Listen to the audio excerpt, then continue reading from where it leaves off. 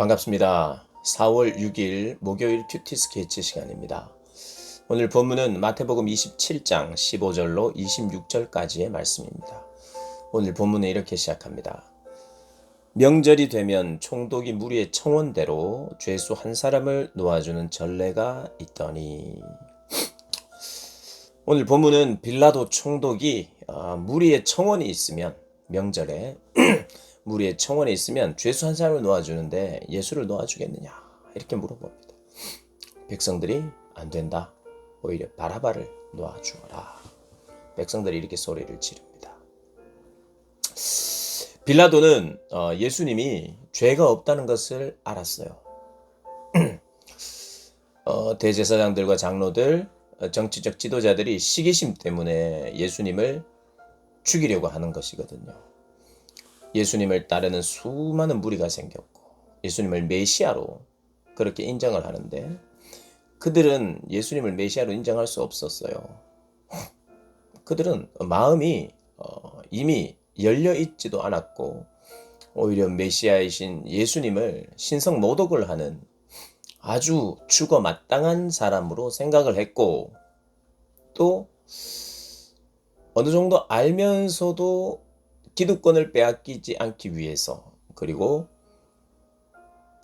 자신들을 또 예수님께서 독사의 자식이라고 칭하고 회개할 것을 요청하자 그들이 나름대로 종교적인 지도자인데 예수라고 하는 어떤 사람이 나타나서 자기들을 정죄하니까 여러 가지 이유로 예수님을 싫어하고 미워했던 거죠. 그래서 이 예수는 빨리 죽여야 되겠다. 왜냐하면 수많은 사람들이 예수님 쪽으로 몰리니까 죽이려고 했다는 거예요. 죄의 몫을 씌우는 겁니다. 그래서 이것이 시기로부터 출발한 것인 것을 빌라도가 다 알아서 그렇게 예수님을 놓아주려고 하는 시도가 있는 거죠. 총독이 재판석에 앉았을 때에 그의 아내가 사람을 보내어 이르되 저 옳은 사람에게 아무 상관도 하지 마옵소서. 오늘 꿈에 내가 그 사람으로 인하여 애를 많이 태웠나이다. 아내까지도 빌라도에게 그 사람을 상관하지 말라고 이야기를 합니다. 그만큼 죄가 없는 의인임을 오늘 본문은 정확하게 이야기를 하죠. 그러나 빌라도가 그런 시도를 하려고 했음에도 불구하고 그렇게 하지 못했습니다. 예수님께 죄가 없다는 것을 알았지만 그렇게 하지 않았어요. 왜 그렇습니까? 군중들의 소리 때문입니다. 군중들의 소리 지름 때문에.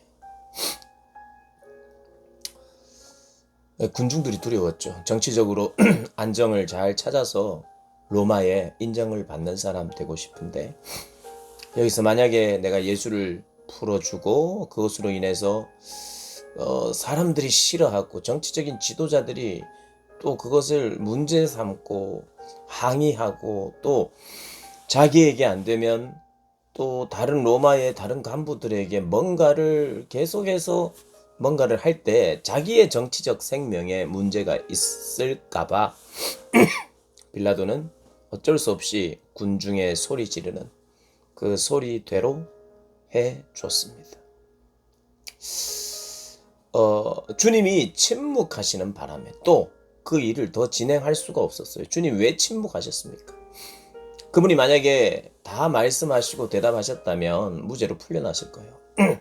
그러나 주님은 침묵하십니다. 꼭 해야 될 말씀, 네가 옳도다, 네 말이 옳도다, 이런 말 정도만 하시고 예수님은 그분의 길을 가십니다. 그리고 저주의 자리에 오르십니다. 십자가에 못 박혀 넘겨주게 됩니다. 유대인들에게 있어서 십자가형은 저주를 의미합니다. 하나님의 저주를 받은 사람. 오늘 예수님이 십자가로 간다는 것은 하나님의 저주를 받으러 간다는 것, 우리가 꼭 기억해야 합니다. 우리의 죄를 용서하시고 대속하시는, 우리 죄를 대신해서 죽으시는 그 모습이 어떤 모습이냐? 저주를 대신 받는 거예요.